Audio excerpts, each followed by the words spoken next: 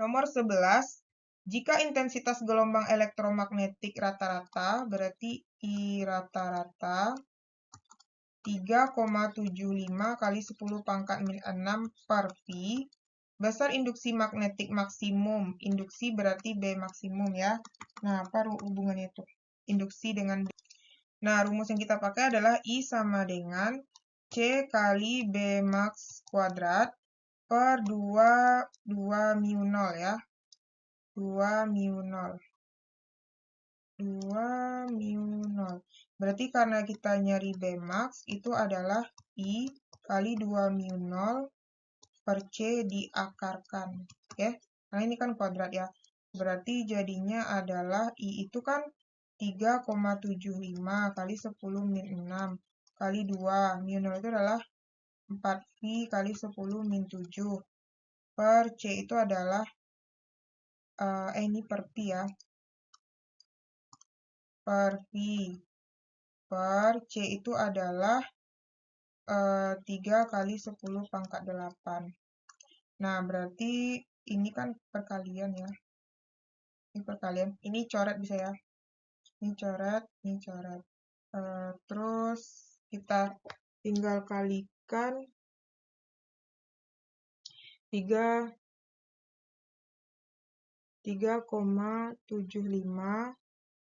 dikali 2 dikali 4 sama dengan 30.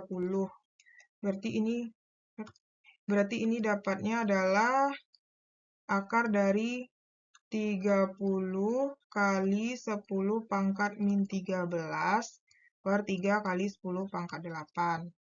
Coret-coret ini 10, coret-coret ini min 12. Dah. Berarti kita lanjutin di sini. Berarti I sama dengan, kok IB ya? B maksimum. B max sama dengan akar dari, ini kan 12 jadinya kan. Berarti naik ke atas 10 pangkat min 12 kali 10 pangkat. So, ini kita rapikan dulu ya. Berarti ini B max sama dengan akar dari 10 pangkat min 12 per 10 pangkat 8. Berarti akar 10 pangkat min 12 kali 10 pangkat min 8. Berarti dapat akar 10 pangkat min 20 atau sama dengan 10 pangkat min 10. Ya, jadi jawabannya adalah yang E.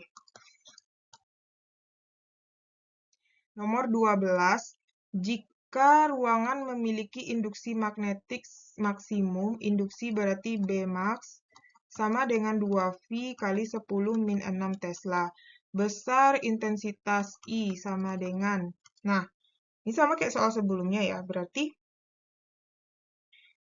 I rata-rata, berarti I rata-rata itu sama dengan C kali B max kuadrat per 2 kali mu 0. Berarti C itu kan 3 kali 10 pangkat 8. B-nya adalah 2V kali 10 min 6 dikuadratkan per 2 kali 4V kali 10 min 7. Nah, berarti ini 3 kali 10 pangkat 8, ini dikuadratkan 4V kali 10 min 12.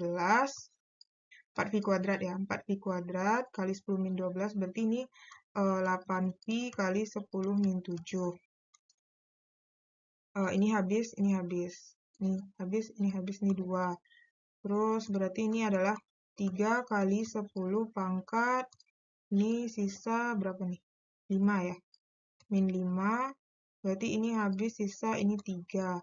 Berarti 3 kali 10 pangkat 3, V ya, 3V kali 10 pangkat 3 per 2. Berarti jadinya 3000 V per 2.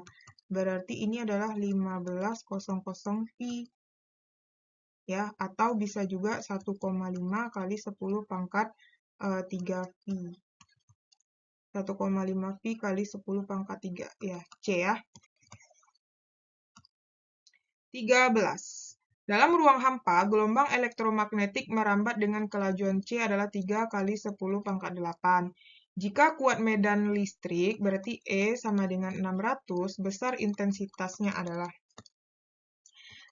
intensitas I-nya ya. Berarti I ini kita gunakan adalah rumusnya I max kuadrat per 2 kali C kali mu 0. Berarti kita kan 600 kuadrat per 2 kali, ini kita jadikan ke pangkat aja ya.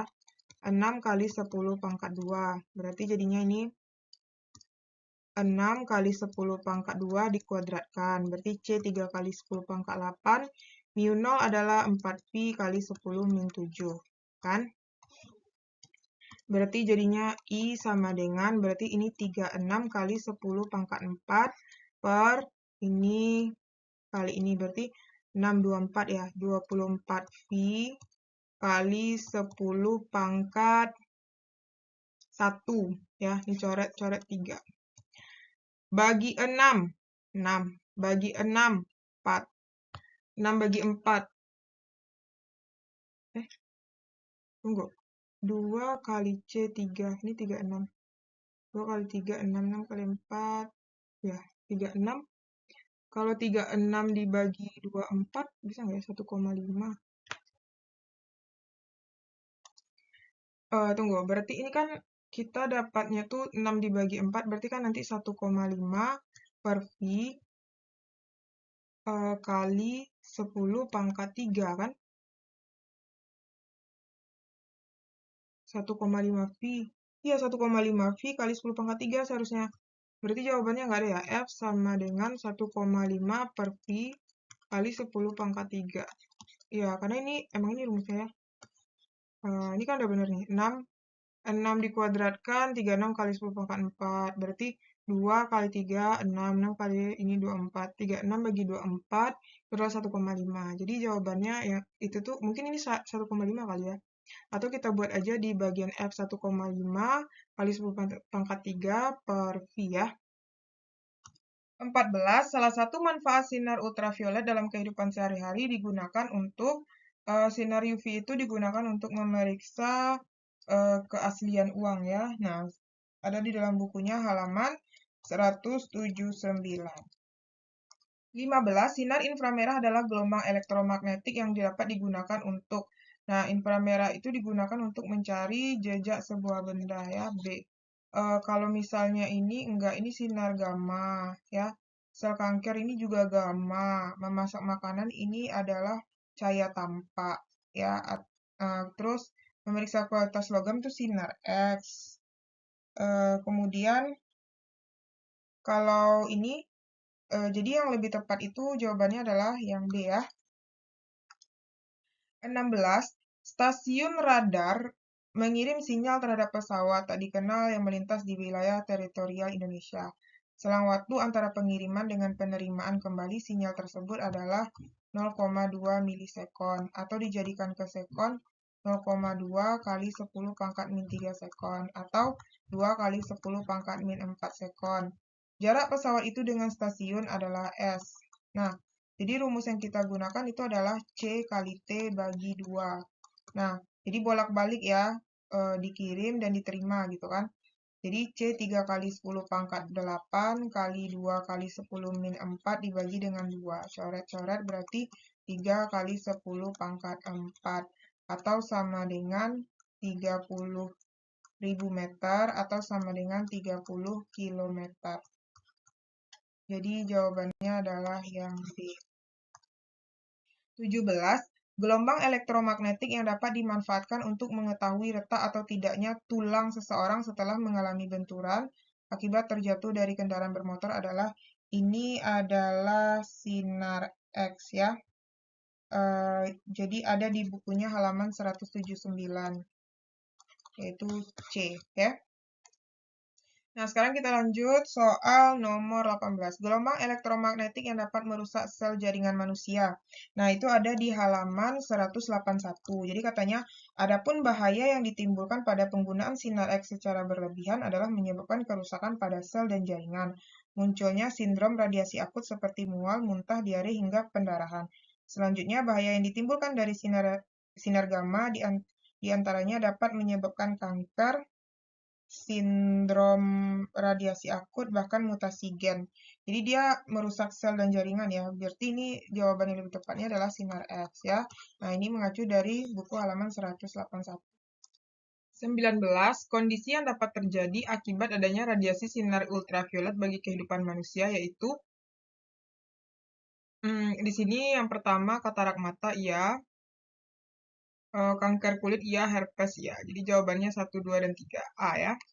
Karena herpes itu dia merusak kekebalan tubuh. Jadi ultraviolet ini juga bisa merusak kekebalan tubuh.